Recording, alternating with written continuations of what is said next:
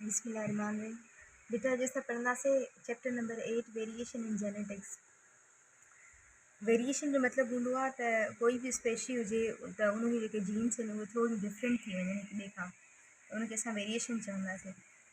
ऐं जेनेटिक्स जो मतिलबु हूंदो आहे त जॾहिं असां स्टडी कयूं DNA जी या जीन्स जी, ठीकु आहे, त जेको जेनेटिक्स आहे उनखे सभिनी खां पहिरियों 1990 में ग्रेगर जॉन मैंडल स्टडी कयो हुयो ऐं हीअ उनजी तस्वीर आहे। जेको ग्रेगर जॉन मैंडल आहे उनखे चयो वेंदो आहे फादर ऑफ जेनेटिक्स। ही फादर ऑफ जेनेटिक्स, ठीकु आहे। त जेको कमु 1990 में ग्रेगर जॉन मैंडल कयो हुयो उहो साॻियो ई कमु 35 सालनि खां पोइ 3 ॼणनि कयो हुयो। उन्हनि जो नालो हुयो जर्मनी जो कार्ल कोरेंस, ऑस्ट्रेलिया जो एरिच वॉन टिशरमार्क ऐं उन खां पोइ डचमैन जो ह्यूगो डी वेरिन्स, ठीकु आहे। इन टिनी जेको कमु कयो हुयो उहो साॻियो कमु हुयो 35 सालनि खां पोइ उन्हनि कमु कयो हुयो। इहो साॻियो कमु हो जेको 1990 में पहिरियों ग्रेगर जॉन मैंडल करे चुको हुयो। पोइ जॾहिं हिन टिनी खे रिज़ल्ट जी ख़बर पई त पोइ इन्हनि पंहिंजो क्रेडिट ग्रेगर जॉन मैंडल खे ॾेई छॾियो। हिननि चयो त न, ही उनजो रिवार्ड आहे, उनखे मिलणु खपे। हालांकि जॾहिं हिननि स्टडी कई हुई 3 ॼणनि त उन टाइम ग्रेगर जॉन मैंडल जी डेथ थी चुकी हुई। पोइ एज़ाज़ ख़ातिर अॼु असां ग्रेगर जॉन मैंडल खे ई चवंदा आहियूं त उहो जेनेटिक्स जो फादर आहे, ठीकु आहे। पर अॻिते वारो जेको कमु हुयो उहो हिन 3 ॼणनि कयो। त हाणे हीउ जेको चैप्टर आहे असां हिन में सभिनी खां पहिरीं पढ़ंदासीं त जीन ऐं एलील छा हूंदी आहे। जीन यानी कि कोई बि हेरिडिटरी यूनिट असां पहिरीं बि पढ़ी आयासीं, जंहिंमें इंफॉर्मेशन हूंदी आहे जेका हिकु जनरेशन खां ॿी जनरेशन ताईं हलंदी पई आहे, ठीकु आहे। उहा पॉइंट जंहिं पॉइंट ते जीन रहंदो आहे क्रोमोज़ोम या DNA जे मथां, उन पॉइंट खे लोकस चइबो आहे। ऐं उन खां अलावा अलील छा हूंदो आहे। अलील जो मतिलबु आहे त जीन कॾहिं कॾहिं पंहिंजो फॉर्म चेंज कंदी आहे, पोइ उनखे चइबो आहे अलील, ठीकु आहे। Alternative form of a gene is called allele, ठीकु आहे। उन खां पोइ आहे जीन पोल। जीन पोल जो मक़सदु हूंदो आहे त कंहिं बि पॉपुलेशन में जेतिरियूं बि जीन्स आहिनि उन जे एग्रीगेट या टोटल खे असां जीन पोल चवंदासीं। उन खां अलावा कुझु ॿिया बि कैरेक्टरिस्टिक्स आहिनि जेके असां हिन चैप्टर में पढ़ंदासीं। ऐं उन्हनि कैरेक्टरिस्टिक्स मां हिकिड़ो जेको आहे उहो आहे डोमिनेंट, रिसेसिव, जीनोटाइप, फिनोटाइप, इहे सभु। त डोमिनेंट जो मतिलबु उहो हूंदो आहे त उहा जीन जेका पंहिंजे पाण खे बार बार रिपीट करे, F1 जनरेशन माना पहिरीं जनरेशन, ठीकु आहे। त उहा जीन जेका पंहिंजे पाण खे बार बार रिपीट कंदी उहा डोमिनेंट हूंदी। उहा जीन जेका पाण खे रिपीट न करे सघंदी उहा रिसेसिव हूंदी। जॾहिं असां जीन जे ॿाहिरें स्ट्रक्चर खे पढ़ंदासीं त उहो फिनोटाइप हूंदो, पर जॾहिं असां उनजे इंटरनल कंपोज़िशन खे पढ़ंदासीं उहो जीनोटाइप हूंदो। उन खां अलावा कुझु ॿिया बि हूंदा आहिनि टर्म्स, जीअं होमोज़ाइगस ऐं हेटीरोज़ाइगस। त होमोज़ाइगस जो मतिलबु हूंदो आहे त उहे क्रोमोज़ोम्स या जीन्स जेके तक़रीबन हिक जहिड़ा हुजनि, ऐं हेटीरोज़ाइगस जो मतिलबु हूंदो आहे उहे जीन्स या क्रोमोज़ोम्स जेके मुख़्तलिफ़ हुजनि हिक ॿिए खां, सही आहे। होमोज़ाइगस ऐं हेटीरोज़ाइगस, त इहे सभु उहे टर्म्स आहिनि जेके हिन चैप्टर में बार बार असां पढ़ंदासीं। हाणे हिते ॿुधाइनि था त सपोज़ कयो त के बि ॿ प्लांट्स आहिनि, ठीकु आहे। हिकिड़ो आहे पिंक फ्लावर ऐं ॿियो आहे वाइट फ्लावर। त जेको पिंक फ्लावर आहे उहो डोमिनेंट आहे ऐं असां उनखे वॾे कैपिटल ए सां शो कंदासीं। पर उनजो जेके अलील्स आहिनि उहे वरी हेटीरोज़ाइगस आहिनि, उहे हेटीरोज़ाइगस सॾाइबी। डोमिनेंट वारे जूं हेटीरोज़ाइगस हूंदियूं आहिनि, छो जो जेको डोमिनेंट जीन आहे उहो कॾहिं बि पंहिंजो फॉर्म चेंज करे सघे थो, तंहिं करे उहो हेटीरोज़ाइगस आहे।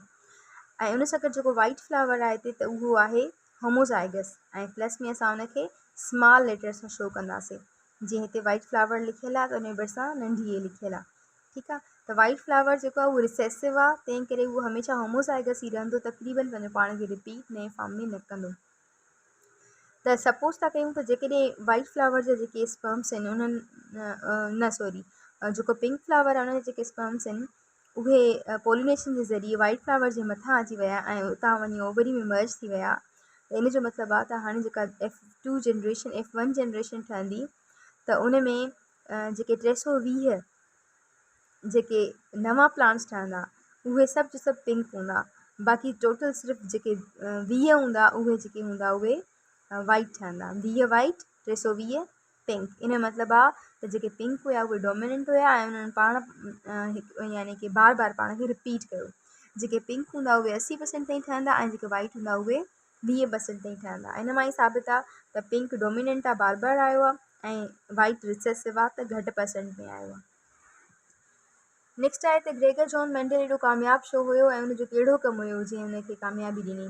त ग्रेगर जॉन मैंडल इन करे कामयाबु वियो हुयो छो जो हुन जेको तजुर्बो कयो हुयो उहो हिन हिकु सोलिक प्लांट ते कयो हुयो। हुन प्लांट जो नालो हुयो पिज़ियम सेटिवम।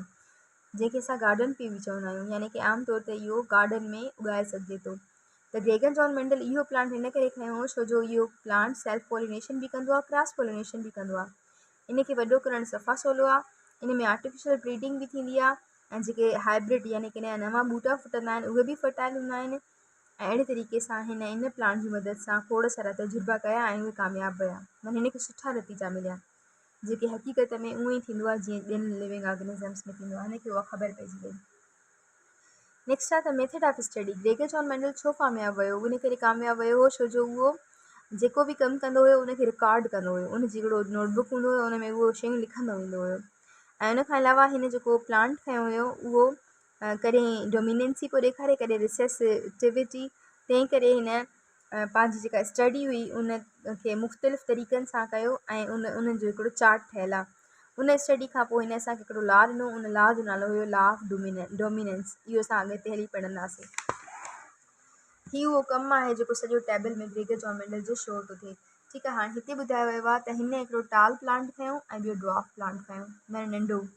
वरी ॿिए दफ़े सां हिन राउंड वारो खयों जंहिंजा पता राउंड आहिनि, ऐं वरी व्रिंकल सां मिलायूं जंहिंजा पता थोरा माना मुड़ियल आहिनि। वरी ॿिए दफ़े सां एक्सपेरिमेंट में हिन हिकिड़ो येलो फ्लावर खयों ऐं ॿियो ग्रीन फ्लावर, ऐं टे तरीक़े सां हिकिड़ो कलर्ड हुयो ऐं ॿियो वाइट हुयो। हीअ सभु उहे एक्सपेरिमेंट्स आहिनि जेके ग्रेगर जॉन मेंडल कया हुया।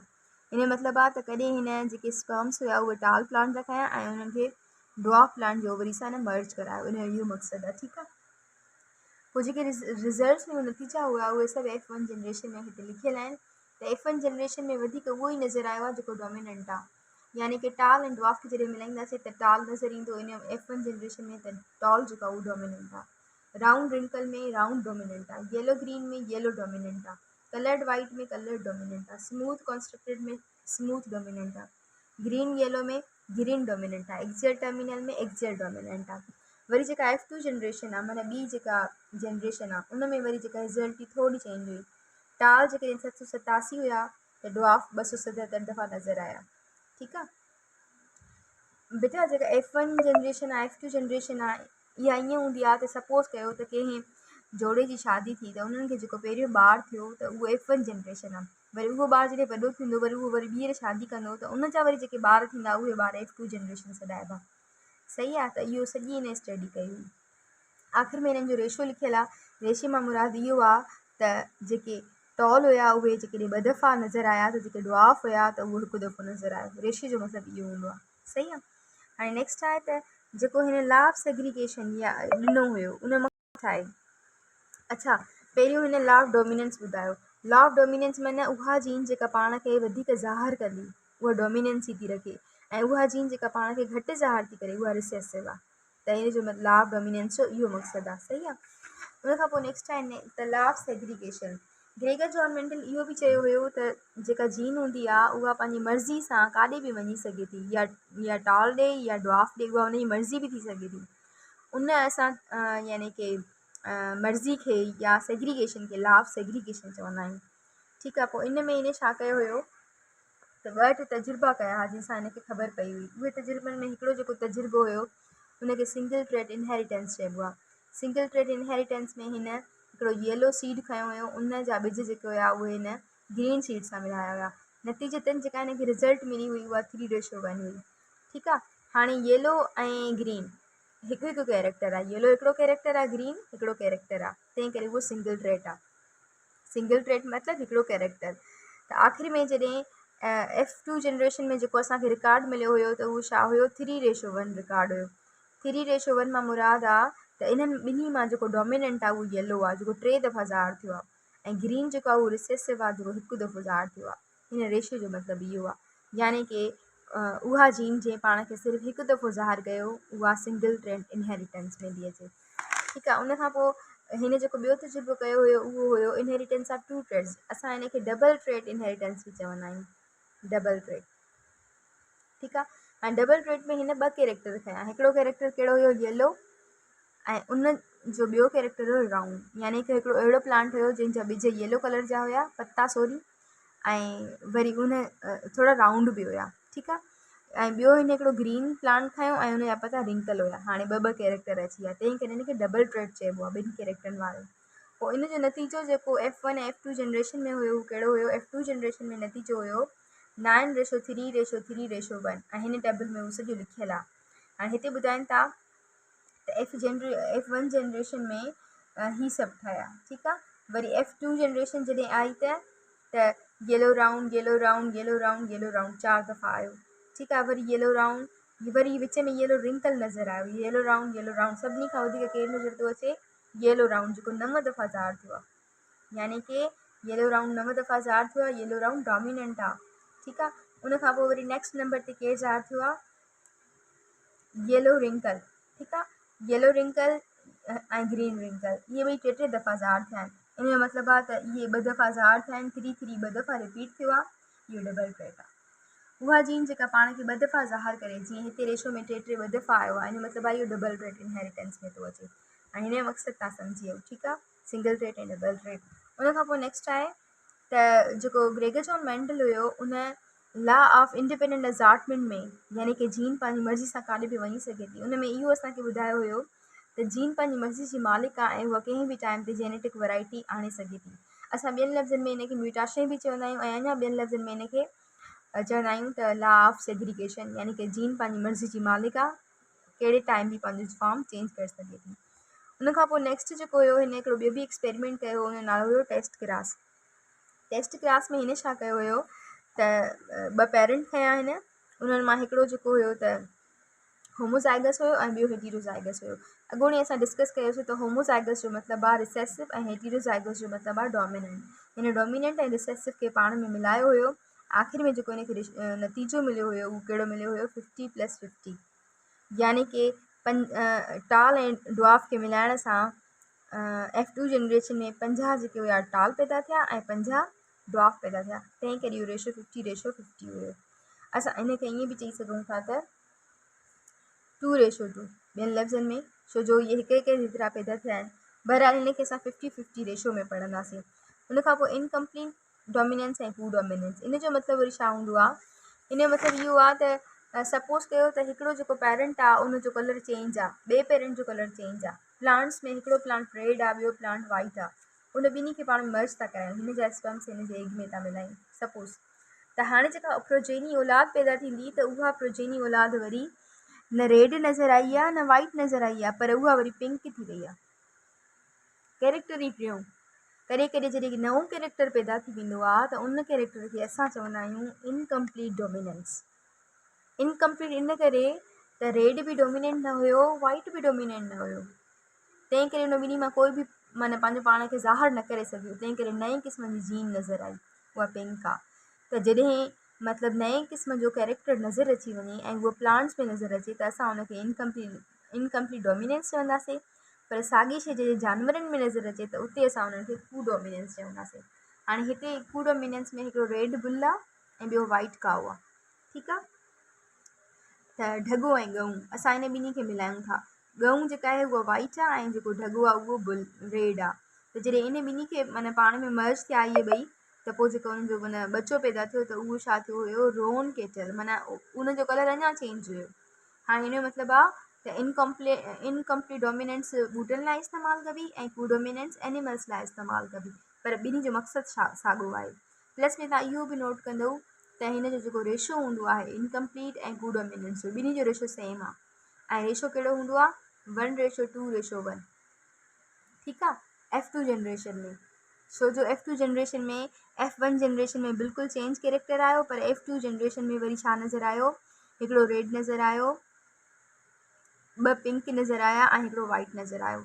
F2 जनरेशन में हिकिड़ो रेड माना फ्लावर पैदा थियो, ॿियो वाइट फ्लावर पैदा थियो, पर 2 पिंक पैदा थिया, तंहिं करे 1:2:1, हिकिड़ो रेड जो, 2 पिंक जा, हिकु वाइट जो, सही आहे। इहो रेशो यादि कंदो, जेके बि कैरेक्टर्स ईंदा उन सभिनी में रेशो यादि कंदो, छो जो एग्ज़ाम जे एंटी टेस्ट में जेके MCQs ईंदा आहिनि उहे रेशो पुछंदा आहिनि। तव्हां खां इहो सुवालु थींदो त जेको कू डोमिनेंस आहे उन में ग्रेगर जॉन मेंडल रेशो कहिड़ो रिकॉर्ड कयो, त हुन जो रेशो छा आहे, 1:2:1, ठीकु आहे। त तव्हां इहो यादि कंदो 1:2:1, छो जो हिन में बि अगेन हिकिड़ो रेड जेको आहे त ज़ाहिर थियो बचो, हिकिड़ो वाइट ज़ाहिर थियो ऐं 2 रोन नज़र आया, सही आहे। ॿिनि जो कॉन्सेप्ट सेम आहे, पर हो जानवरनि में ऐं हो ॿूटनि में। नेक्स्ट आहे मल्टीपल एलील्स। जेके मल्टीपल एलील्स हूंदा आहिनि उन जो मतिलबु आहे त काई हिकु जीन हूंदी पर उहा बार बार कैरेक्टर चेंज कंदी, 3 या 3 खां वधीक कैरेक्टर चेंज कंदी। पोइ इहो अमूमन जेका जीन हूंदी आहे, सपोज़ था कयूं त असांजी जेका ब्लड आहे उन में हिकिड़ी जीन आहे ऐं उहा जीन कैरेक्टर चेंज थी करे छॾे, प्रोटीन खे चेंज थी करे छॾे। पोइ उन प्रोटीन जे चेंज थियण सां जेको माना ब्लड ग्रुप थो ठहे उन जा मुख़्तलिफ़ क़िस्म थी विया आहिनि। हाणे हीअ सभु जेके ब्लड ग्रुप्स आहिनि उहे मल्टीपल एलील जो एग्ज़ाम्पल्स आहिनि। इंसान में हिकिड़ो ब्लड ग्रुप ए हूंदो आहे, उन में एंटीजन ए आहे, ठीकु आहे, जीन माने हिते ए आहे। वरी ब्लड ग्रुप बी आहे, उते जीन बी आहे। ब्लड ग्रुप ए बी आहे, उन में ए बी आहे, बी बी आहे। ब्लड ग्रुप ओ आहे, उन में को बि एंटीजन न आहे, एंटीजन माना प्रोटीन, तंहिं करे उहो ओ सॾाइबो या ज़ीरो सॾाइबो, ओ असां हुनखे चवंदा आहियूं। त जेको ब्लड ग्रुप ए आहे उहो कंहिंखे ब्लड डोनेट करे सघे थो, ए खे बि करे सघे थो, ए बी खे बि करे सघे थो। जेको ब्लड ग्रुप बी आहे उहो बी खे बि करे सघे थो ब्लड डोनेट, ऐं ए बी खे बि करे सघे थो। जेको ब्लड ग्रुप ए बी आहे उहो सिर्फ़ु ए बी खे डोनेट करे सघे थो, पर इन खे चइबो आहे universal receptor. A B blood group कंहिं बि ॿिए ब्लड ग्रुप खां रत वठी सघे थो, पर पाण सिर्फ़ु ए बी खे ॾींदो, सही आहे। ऐं आख़िर में आहे ब्लड ग्रुप ओ। त ब्लड ग्रुप ओ जेको आहे उहो सॾाइबो आहे यूनिवर्सल डोनर। ही अहिड़ो ब्लड ग्रुप आहे जेको कंहिं बि ॿिए ब्लड ग्रुप खे रत ॾेई सघे थो। Blood group O is the universal donor, सही आहे। इहे सभु शयूं यादि कंदो। उन खां पोइ नेक्स्ट आहे ब्लड टाइप्स। त ब्लड जा मुख़्तलिफ़ टाइप्स हूंदा आहिनि, क़िस्म हूंदा आहिनि। उन्हनि मां हिकिड़ो क़िस्म आहे रेसिस फैक्टर। रेसिस फैक्टर बि हिकु जीन जो ई फॉर्म आहे। असल में उहा हिकिड़ी बीमारी आहे। उन बीमारी में छा थींदो आहे त मतिलबु जेको सपोज़ कयो त जेकॾहिं ॿारु आहे उहो माउ जे पेट में आहे ऐं उन ॿार जी जेका जीन आहे न, ब्लड जेका टाइप आहे उहा रेसिस फैक्टर में हली वई आहे, त उहा एॾी ख़तरनाक आहे त ॿारु पंहिंजी माउ जे लाइ मौत जो सबबु थी सघे थो। माना हीउ हिकिड़ो नेगेटिव ऐं ग़लति क़िस्म जो ब्लड टाइप आहे जेको कंहिं बि टाइम कंहिं बि जानदार में अची सघे थो, ठीकु आहे। ऐं इहा जेका बीमारी मां तव्हांखे ॿुधाई त उन बीमारी जो नालो आहे एरिथ्रोब्लास्टोसिस फोर्टिलिस। यानी कि बेबी जॾहिं माउ जे पेट में हूंदो त उनखे जेकॾहिं रेसिस फैक्टर जो ब्लड टाइप अची वियो आहे त उहो पोइ माउ जे लाइ ख़तरनाक आहे, ठीकु आहे। उन खां पोइ आहे एपिस्टेसिस। एपिस्टेसिस जो मतिलबु हूंदो आहे त हिकु अहिड़ी जीन जेका इंटरेक्शन करे कंहिं मोडिफाइड रेशो सां। इन खे 1910 में बेट्सन स्टडी कयो हुयो। ऐं इन जे लाइ असां वटि जेको एक्सपेरिमेंट आहे उहो छा थो ॿुधाए त हिकिड़ो वाइल्ड ग्रे आहे ऐं ॿियो बि वाइल्ड ग्रे आहे, पर उन ॿिन्ही जी जीन्स में थोरो थोरो फ़र्क़ु आहे, ठीकु आहे। या तक़रीबन जेकॾहिं सेम बि हूंदा त पोइ उन्हनि जो रेशो कीअं थो अचे उहो चेक कबो। त हिकिड़ो वाइल्ड ग्रे, ॿियो बि वाइल्ड ग्रे, उहे ॿई पाण में जॾहिं मर्ज था थियनि त जेका F2 जनरेशन में रेशो आहे उहो 9:3:1 थो अचे, ठीकु आहे। यानी कि हिकिड़ो ग्रे, हिकिड़ो ब्लैक ऐं 2 वाइट। त इन रेशो खे तव्हां यादि कंदो त इन रेशो खे एपिस्टेसिस चइबो।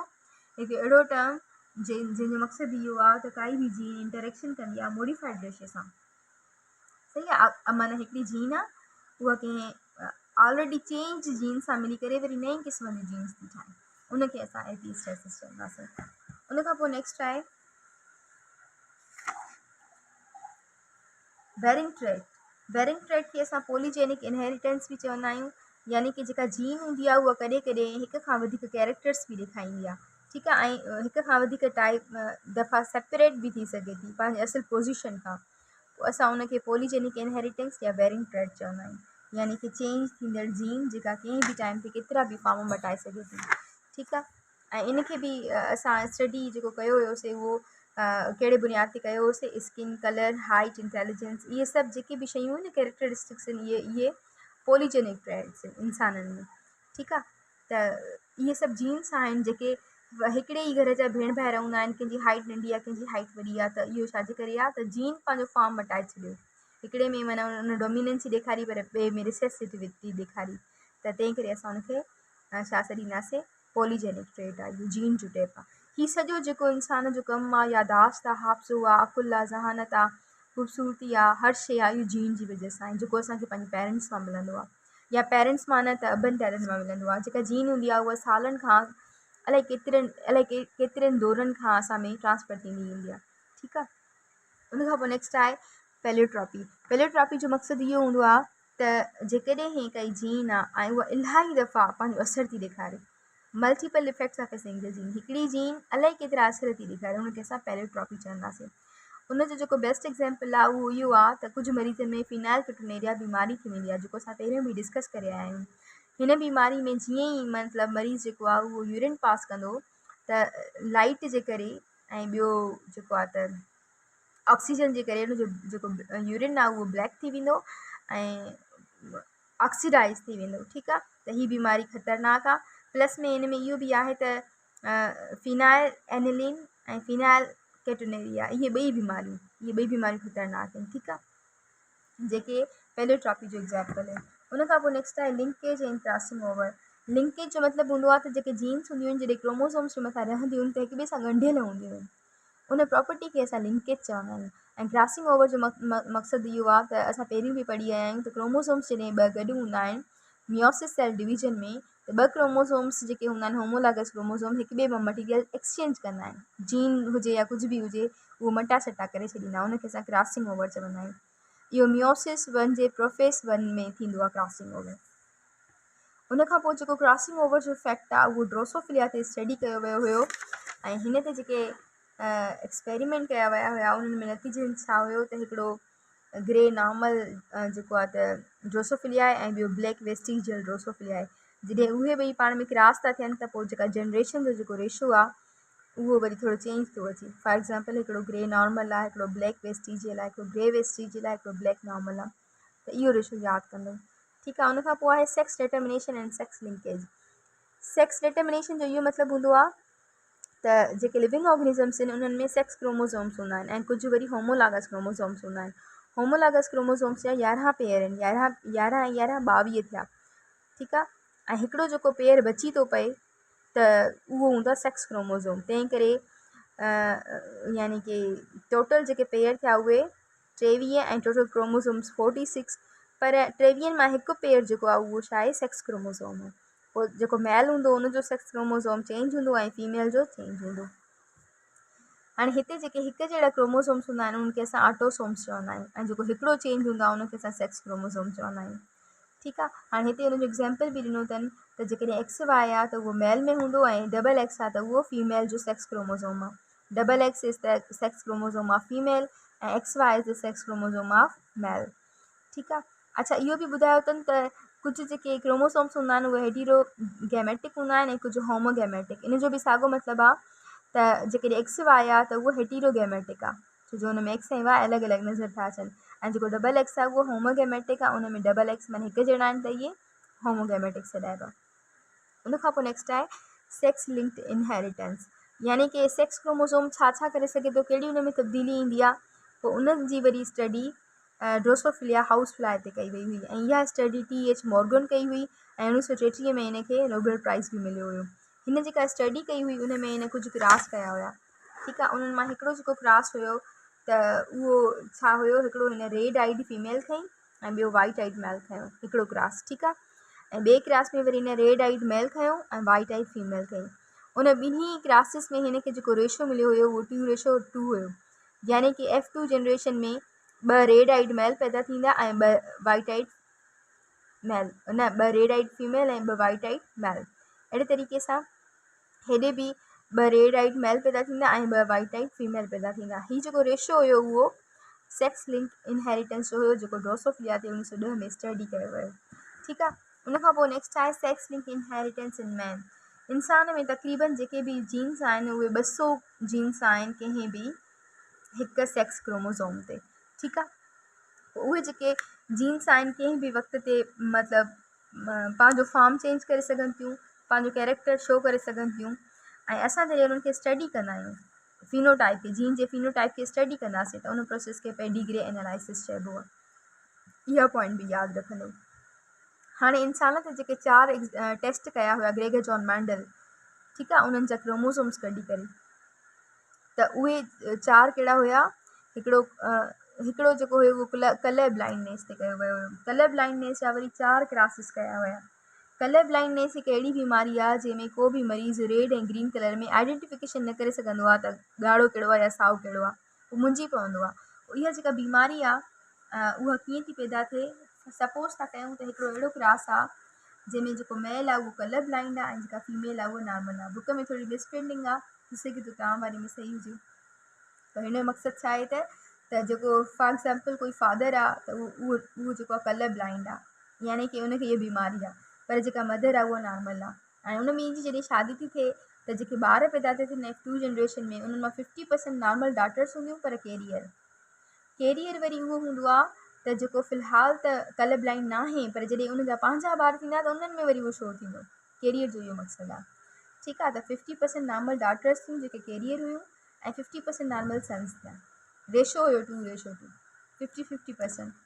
ठीकु आहे, ऐं हिन खे असां हीअं बि चई सघूं था त when a colour blind male marries a normal female all children will be normal but daughters will be colour blind and carrier. इहो साॻियो हिते बि लिखियलु आहे। उन खां पोइ नेक्स्ट जेको ॿियो क्लास हुयो उहो कहिड़ो हुयो त मेल जेको आहे उहो नॉर्मल हुजे, अॻ में कलर ब्लाइंड हुयो, हाणे वरी मेल नॉर्मल आहे। ऐं हिते वरी जेका फीमेल आहे उहा कलर ब्लाइंड आहे, यानी कि कंहिंजी अम्मीअ खे कलर ब्लाइंडनेस वारी बीमारी हुजे पर अबू खे न आहे। त पोइ जनरेशन कीअं थींदी, पोइ बि जनरेशन 50 ऐं 50 थींदी F2 जनरेशन में, पर हुन में इहो हूंदो त 50 में नॉर्मल डॉटर्स हूंदियूं, अगेन उहे कैरियर हूंदियूं, ऐं जेके 50% जेके सन हूंदा उहे कलर ब्लाइंड हूंदा। ठीकु आहे, पुट सभु कलर ब्लाइंड थी वेंदा ऐं जेके डॉटर्स हूंदियूं उहे कलर ब्लाइंड न थींदियूं, पर उहे कैरियर हूंदियूं। त इहा रिज़ल्ट तव्हांखे यादि करणी आहे। टियों वरी क्लास इहो हुयो त जेको फादर आहे उहो नॉर्मल आहे, पर जेका मदर आहे उहा कैरियर फीमेल आहे। हीअ जेका कैरियर अॻोणे असां पढ़ी वियासीं। त जॾहिं इन ॿिन्ही जी जेका औलाद F2 जनरेशन में थींदी त उहा 25% शो कंदी, यानी कि 25% नॉर्मल डॉटर्स पर कैरियर, 25% नॉर्मल डॉटर्स पर कैरियर न हूंदियूं, ऐं 25% कलर ब्लाइंड चिल्ड्रेन, यानी कि मेल जी ॻाल्हि था कनि, ऐं 25% नॉर्मल चिल्ड्रेन। ठीकु आहे, कलर ब्लाइंड बि थी सघनि था 25% ऐं 25% नॉर्मल बि। त हीअ सॼी रिज़ल्ट आहे, कंहिंजी रिज़ल्ट आहे, जॾहिं मेल नॉर्मल हुजे ऐं फीमेल कैरियर हुजे। अहिड़े तरीक़े सां नेक्स्ट वरी जेको चोथों क्लास हुयो उहो कलर ब्लाइंड मेल में ऐं नॉर्मल फीमेल में हुयो। हाणे कलर ब्लाइंड मेल ऐं नॉर्मल फीमेल जॾहिं इन्हनि जी शादी थींदी त उन्हनि जा F2 जनरेशन जा ॿार वरी कीअं हूंदा, अॻे 25%, 25%, 25% ऐं 25%। इहा रिज़ल्ट तव्हांखे ईअं यादि करणी आहे त जेको 25% नॉर्मल फीमेल पैदा थी थिए उहो कैरियर आहे। ठीकु आहे, ऐं 25% मेल जेको पैदा थो थिए उहो नॉर्मल आहे, ऐं 25% कलर ब्लाइंड ऐं 25% colour blind female, colour blind मेल ऐं कलर ब्लाइंड फीमेल। ही सभु रिज़ल्ट्स तव्हांखे बार बार कॉपी ते लिखी करे यादि करणी आहिनि, छो जो हिन चैप्टर्स मां काफ़ी ॾुखिया सुवाल निकिरंदा आहिनि। उन खां पोइ नेक्स्ट आहे हेमोफिलिया हिकु अहिड़ी बीमारी आहे जेका अगेन सेक्स लिंक इनहेरिटेंस सां कनेक्टेड आहे। हाणे सेक्स लिंक इनहेरिटेंस सां हिकिड़ी बीमारी सां कलर ब्लाइंडनेस वारी पढ़ीसीं, ऐं ॿी हेमोफिलिया थी अचे। हेमोफिलिया हिकु अहिड़ी बीमारी आहे जंहिंमें कंहिं बि इंसान जी जेका रत आहे उहा बीहंदी ई न आहे, हमेशह वहंदी रहंदी, ऐं पोइ मरीज़ खे मौत जो बि ख़तरो हूंदो आहे। ठीकु आहे, हाणे इन में जॾहिं क्लास कयो वियो त हेमोफिलिक फादर हुयो, यानी कि हुनखे हेमोफिलिया बीमारी आहे, पर जेका हुनजी वाइफ आहे उहा नॉर्मल आहे, हुनखे काई बीमारी न आहे। त F2 जनरेशन में जेको रेशो हूंदो उहो कीअं हूंदो, पहिरीं F1 जनरेशन में नॉर्मल डॉटर्स हूंदियूं, नॉर्मल सन्स हूंदा, पर डॉटर्स में ॾिसो हिकिड़ो कैरियर आहे। ठीकु आहे, वरी जनरेशन 2 F2 जनरेशन में वरी फीमेल जेके हूंदियूं उहे कैरियर हूंदियूं 25%, ऐं नॉर्मल फीमेल बि हूंदियूं, नॉर्मल मेल बि हूंदा, ऐं यानी कि 25% फीमेल कैरियर, 25% मेल कैरियर, ऐं बाक़ी जेके 50% उहे नॉर्मल ॿार हूंदा। ठीकु आहे, ऐं जनरेशन 3 में वरी जेको कैरियर हो हाणे उहो पाण खे ॾिसो कीअं थो शो करे, हे बि कैरियर फीमेल हुई, हे बि कैरियर फीमेल। इन 3 जनरेशन में पाण खे ज़ाहिर कयो आहे हेमोफिलिक अगेन बीमारी, यानी कि 3 जनरेशन में जेका बीमारी ॾाॾे खे थियाणे थी उहा हाणे पर ॾोहिटे या पोटे खे जेको आहे त 3 जनरेशन में वञी शो थी। इन खे चइबो आहे जीन, जेका कंहिं बि टाइम ते पाण खे शो करे सघे थी। ऐं इहा ई वजह आहे जो काफ़ी बीमारियूं असां वटि ख़ानदानी या मोरूस से ॾाढियूं आहिनि। असांखे शुगर आहे, असां चवंदा आहियूं असांजे पीउ माउ खे बि आहे, असांजे ॾाॾो ॾाॾी खे बि हुई, माना असांखे ख़ानदान मां मिली। इहे जीन्स बार बार रिपीट थींदियूं आहिनि, बार बार हिकु जनरेशन खां ॿी जनरेशन में ईंदियूं आहिनि, ऐं पोइ कंहिं बि टाइम ते पाण खे ज़ाहिर कंदियूं आहिनि। ठीकु आहे, आख़िर में हिन में आहे त कुझु अहिड़ियूं बीमारियूं आहिनि जीअं डायबिटीज़ मेलिटस आहे, त उहा बि जीन रिलेटेड आहे। मां हाणे ई तव्हांखे हिन मिसाल ॾिनो हुयो त जेका डायबिटीज़ थिए थी उहा बि जीन जे करे थी थिए, शुगर। ठीकु आहे, असां हिनखे एंडोक्राइन डिसऑर्डर बि चवंदा आहियूं, ऐं हिन डिसऑर्डर में छा थींदो आहे त जेको इंसुलिन आहे उहो रिलीज़ न आहे थी सघंदो पेनक्रियास खां, ऐं इंसुलिन जेको आहे उहो खंड खे हज़म कराईंदो आहे। पोइ अहिड़ा मरीज़ जिन खे डायबिटीज़ थी वेंदी, उन्हनि जी खंड हज़म न आहे थींदी, ऐं उहा जेका खंड उन्हनि जी बॉडी में अंदरि आहे उहा ज़हर थी फैलिजंदी आहे। ठीकु आहे, पोइ हिन जा 2 क़िस्म हूंदा आहिनि, हिकिड़े क़िस्म खे चइबो आहे डायबिटीज़ मेलिटस 1, ऐं ॿिए क़िस्म खे डायबिटीज़ मेलिटस 2। इन ॿिन्ही मां जेका वधीक ख़तरनाक आहे उहा डायबिटीज़ मेलिटस 2 आहे, जेका तक़रीबन 90% मरीज़नि खे थींदी आहे ऐं इहा तक़रीबन इंसुलिन डिपेंडेंट हूंदी आहे ऐं तक़रीबन 40 सालनि खां पोइ शो थींदी आहे। बाक़ी जेका डायबिटीज़ मेलिटस 1 आहे उहा उन में असां मरीज़ खे दवा ॾेई सघूं था ट्रीटमेंट में, ज़रूरी न आहे त उहो इंसुलिन वठे ऐं यानी कि उनखे जेकॾहिं सही तरीक़े सां खाधे खुराक जी रख सां कंट्रोल करे सघिजे त करे सघे थो। सही आहे, हाणे चैप्टर पूरो थी वियो।